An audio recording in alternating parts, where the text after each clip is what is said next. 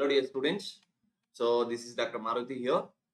So basically we are going to discuss about the recall questions. So recall questions, these are exclusively told by whatever students could recall. So we are trying to avoid making up some question and putting. So whatever the questions I have got, I will be discussing two subjects with you, my dear students. One is about pharmacology, one more is about biochemistry in this session. Okay. So let's start with the first question. A 58-year-old hypertensive patient with the history of myocardial infarction, okay, presents with the acute attack of migraine.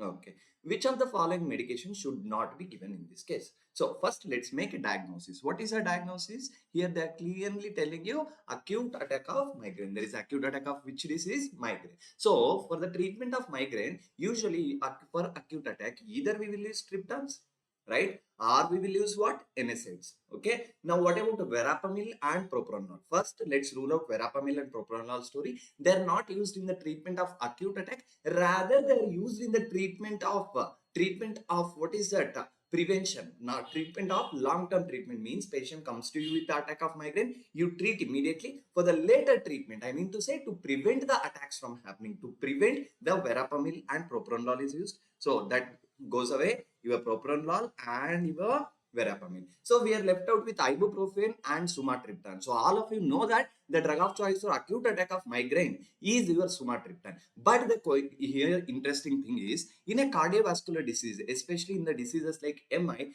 triptans are contraindicated. So which should not be given in this patient? Yes, sumatriptan. Though it is the drug of choice, since there is a history of MI, you are not supposed to use it. All right. So let's get to the next question. So the next question, a 45-year-old undergoing, what is that? Yes, undergoing treatment for cancer with methotrexate. Okay.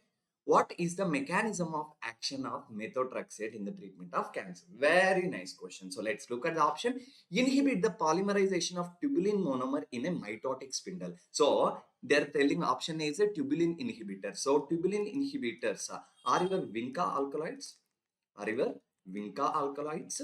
Along with the vinca alkaloids, which one more drug which can be used is taxanes also. Okay, then let's go to the, so that rules out it is not a mechanism of methotrexate. Then the next option, yes, dihydrofolate reductase inhibitor. Yes, the answer is correct. Option is B. What is the answer? That is, it inhibits the dihydrofolate reductase. In our class also I had told you methotrexate is very important and we had highlighted the mechanism of action with a flowchart. So please remember that answer for the methotrexate question is what? Inhibits the dihydrofolate reductase. So act as an alkylating agent. Alkylating agents is your cyclophosphamide. Is your, what is that?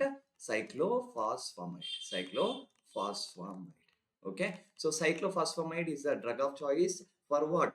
For other types of cancer, I agree, but here methotrexate mechanism is not an alkylating agent. So inhibition of topoisomerase. So topoisomerase 2 inhibitor is used in the treatment of cancer, but the answer for the topoisomerase inhibitor is going to be which drugs? Yes, the drugs are totally different one, such as etoposide. What is that? Etoposide. What is that? Etoposide. So etoposide is a direct answer if they asked. That is topoisomerase 2 inhibitor here in the given question. So dihydrofolate reductase inhibitor is your methotrexate. It is only called as antifolate drug also. Okay. All right. Chaliye, let's go to the next question. Which of the following drug work as an antagonist of NMDA receptor? Again, it is a direct highlighted question. So what is that? NMDA blocker. NMDA blocker, all of you know. Yes, that is going to be your ketamine. That is going to be your ketamine. So midazolam is the benzodiazepine. Okay. Propofol and thiopentan. So thiopentan is what? Yes, thiopentan is a type of barbiturate. So NMDA receptor blocker is your ketamine. Okay, so this is also a drug which causes what anesthesia? Dissociative anesthesia. It's very famous in that question also. Okay, all right. Which of the following is preferred for the TIVA, total intravenous anesthesia? So total intravenous anesthesia, we have options such as etomidate, propofol, thiopentan and ketamine. So clinically speaking, so the best drug for the total intravenous anesthesia, that is going to be your propofol, nothing else. That is going to be your propofol. Okay, so propofol is a white color liquid which you can find in the operation theaters, and it is your preferred drug for what is that? That is your Taiva. Sir, what about thiopentone? Thiopentone can be used for induction but not for Taiva. Why thiopentone cannot be used? Because it has a, what is that, very short mechanism. And also one more thing, quick onset, everything is well and good, but it undergoes redistribution. So patient, we will not be able to keep the patient under the influence of anesthesia for a longer period of time. So that is why thiopentone goes out of the door in the options. Then we will talk about ketamine. Ketamine is a type of drug. Yes, it is an NMDA blocker, just now discussed. And this NMDA blocker, this is preferred for a daycare surgery or short surgeries. All right. Chalo. Let's go to the next one. A 60-year-old female who has been on the anti-diabetic therapy for last 10 years had experienced episodes of vaginal candidal infection past 2 months. Which of the following anti-diabetic should be avoided? Oh my god, this is a standard ditto question which I had highlighted for you people. So let's see. So here there is a history of urinary tract infection. Urinary tract infection. So history of urinary tract infection is a side effect of which drug? So here she develops episodes of urinary tract infection. So urinary tract infection is a side effect caused by your SGLT2 blocker. SGLT2 blocker. SGLT2 blocker causes what? UTI. Why? Because SGLT2 inhibitor, they will increase the glucose. They will increase the glucose. Where exactly, bacho? In urine. They will increase the glucose in urine. If they increase the glucose in the urine, automatically that will increase the risk of developing a bacterial infection. So the drug is going to be, which what is that? Yes, very important. Canagliflozin. Okay. So SGLT2 inhibitor. Okay. All the gliflozins are your, what is that? SGLT inhibitors. Okay. All right. Pioglitazone. Pioglitazone is a type of which drug? It is a toxic to heart. Okay. That is the most important. I have been telling again and again. In both the sessions I had told, when I taught you SGLT2 and when I taught you pharmacology during that time also, the oral diabetic agents, this is the important question and that came up. That is very nice. God has been kind to us. So most of the questions are in our notes only. Okay, anti-cancer drug that can result in the hand and foot syndrome. So please remember, so a confusion that many students has this. So there is one disease called HMFD.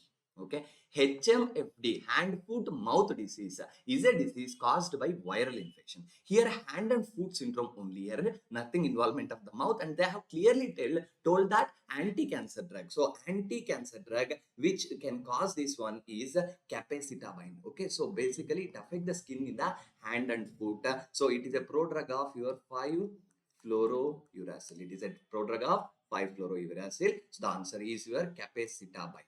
Okay. All right. Let's go to the next important. A man with a diabetic was on medication and forgot to take his meal before going to the gym. Okay. During his workout, he collapsed and blood sugar level found to be 50 mg. Okay. The patient is having what? Hypoglycemia. Patient is having what? Hypoglycemia. And also he has taken the medication, but he had skipped a meal. Okay. So if he has skipped a meal, which drug will cause hypoglycemia? So options we have are sitagliptin, pioglitazone, metformin, and glimepiride. So please understand, metformin does not cause hypoglycemia. Metformin does not cause hypoglycemia. Okay, so if metformin does not cause the hypoglycemia, who will cause?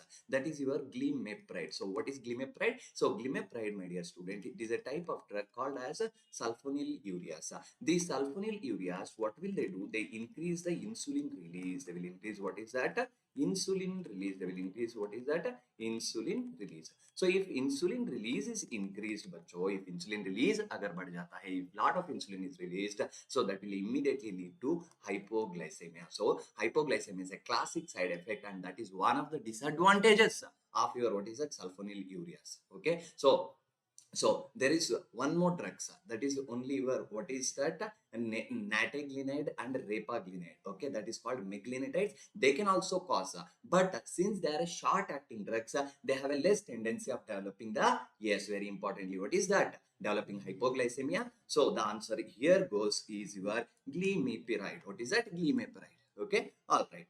चलिए बच्चे आगे बढ़ते हैं. Let's go to the next question. Which of the following drug usually has dual activity against both hepatitis B and HIV? Okay, so again this is a very easy question. This is a direct fact based question. So the only drug, okay, what is that? That is your tenofovir. What is that?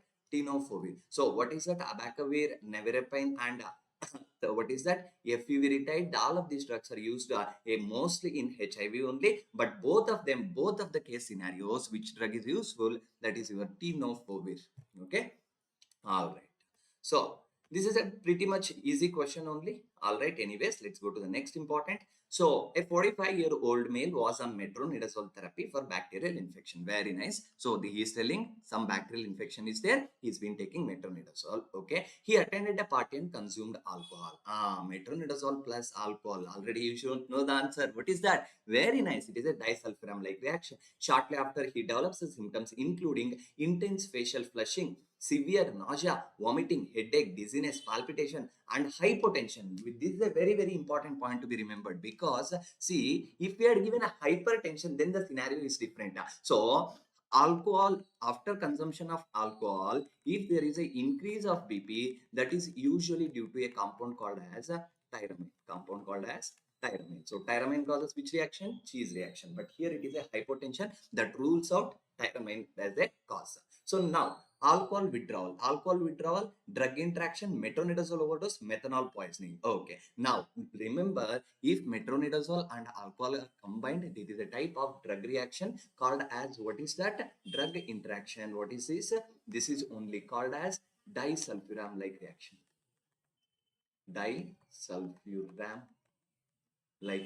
Disulfiram-like reaction. Okay, so there are some drugs which will cause this particular side effect, that is disulfiram-like reaction. So very importantly, you need to remember, one is metronidazole, and one more drugs, that is your cephalosporins, can also cause. Drugs such as cefiperazone and cefamendol, these two drugs can also cause what is that? Disulfiram-like reaction. Since hypotension, that rules out your cheese reaction, so it is a absolutely interaction between metronidazole and alcohol. All right. Let's go to the next question. A 52-year-old male presents with a headache, seizure-like symptoms. Blood pressure was, that is 220 by 110.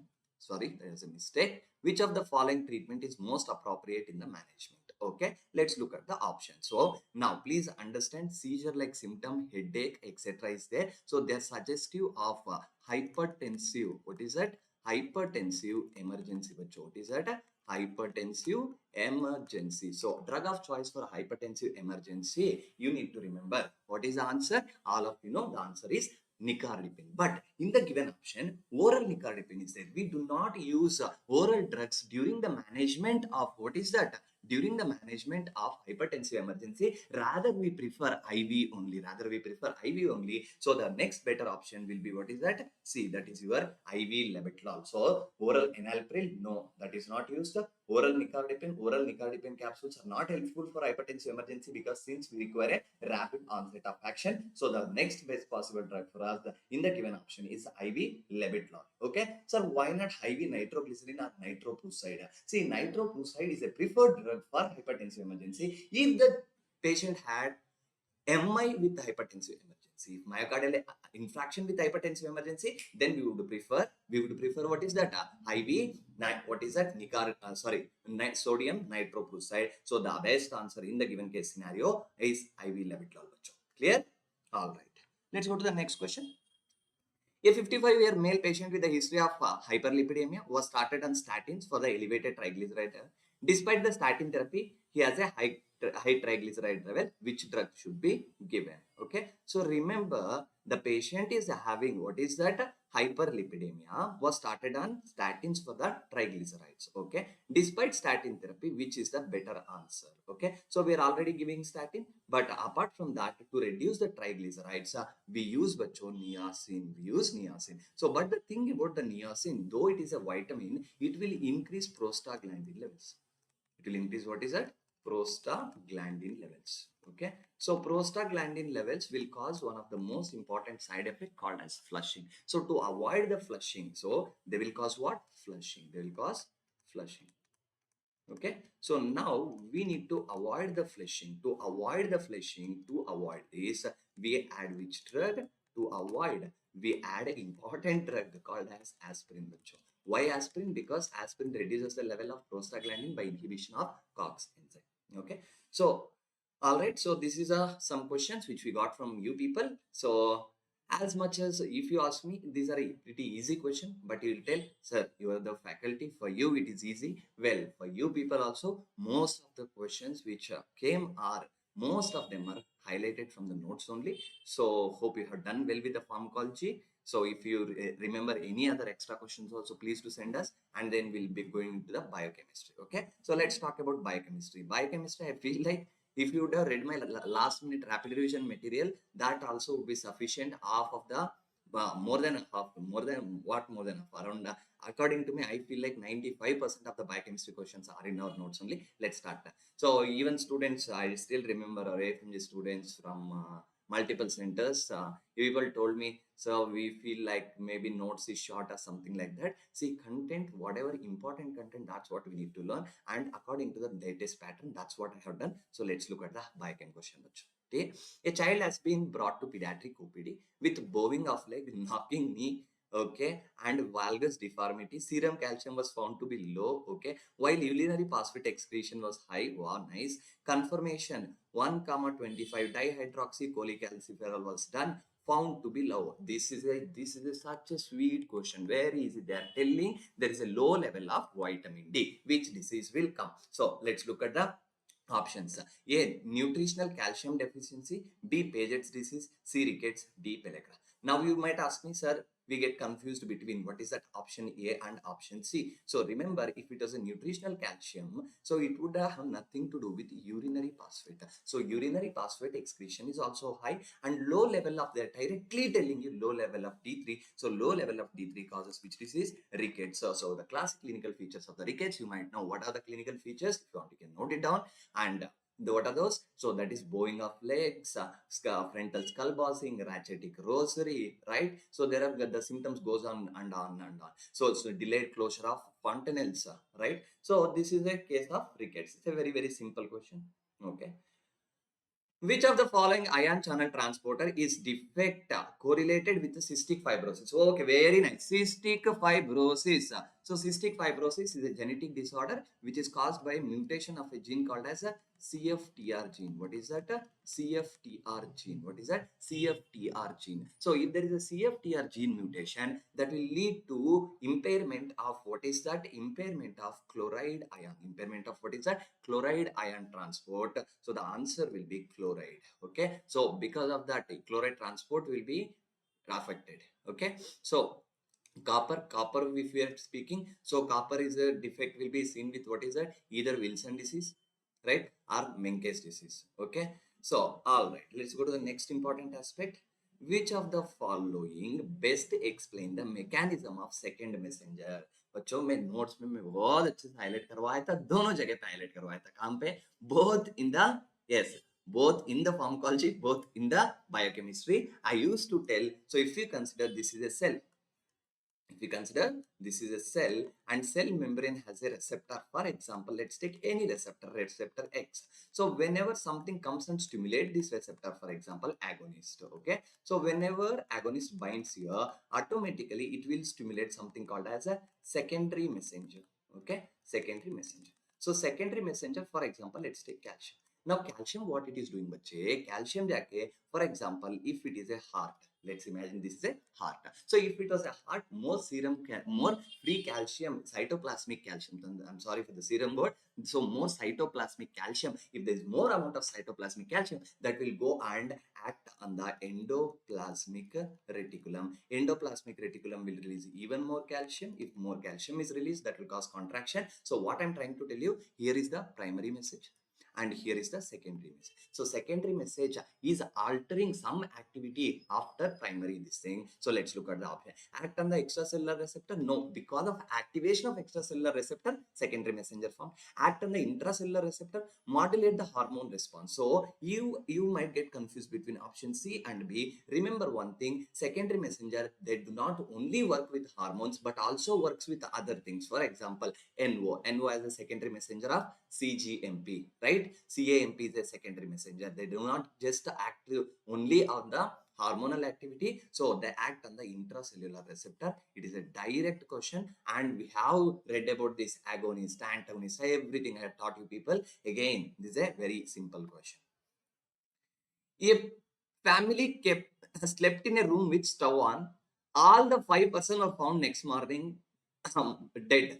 Okay, when maid arrived. Which of the following will be the most probable cause of death during the post-mortem analysis? Okay, all right. So methane, halogenated hydrocarbon, CO poisoning, and cyanide poisoning. So remember, I told you people, closed room with something burning.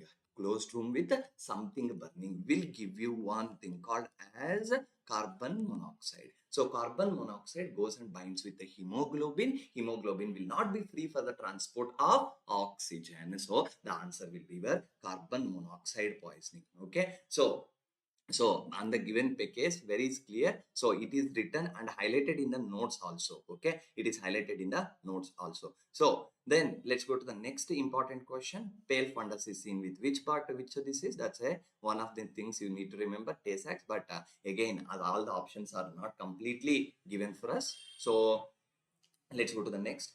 B3 deficiency. Wow. B1, thiamine. Thiamine deficiency causes Wernicke's encephalopathy and very dry and wet. Okay. B2 deficiency again causes what? Yes, tell me. B1. Yes. B2 deficiency causes chiliosis called as angular stomatitis. B3 deficiency. B3 deficiency causes what is that? Yes, pellagra. What is that? Pellagra. So pellagra again. These are the symptoms. Yes, diarrhea can also be there. Okay, and dermatitis can lead to all of the following. If all the above is there, if all the above was given, the answer is all the above. If that was not given, single best answer, then it would be your pellagra. Okay, so since we don't know all the options, I'm taking a guess over here, and I'm thinking if all of the above was given, then the diarrhea and dermatitis are the symptoms of pellagra. We know that it is 4D disease: diarrhea, dementia, dermatitis, and death. Right? So these are the questions of your what is that? Of your biochemistry and pharmacology. So as much as I can see, biochemistry, I can tell you people, not 99%, 100% of the questions are in our rapid revision material itself. So during the last revisions also, I have been kept on telling you people again and again, this is very important, very important. So most of the questions are the highlights which we had made, and hope you have done very nice, and we are praying for your result. And now just take a breath, relax, enjoy. Okay, enjoy is in a safe manner. All right, enjoy in a safe manner. You have your you have worked really hard for the last 6 months. Now it is a time for you to give some time for yourself and have some good time. Enjoy. Thank you. Bye bye.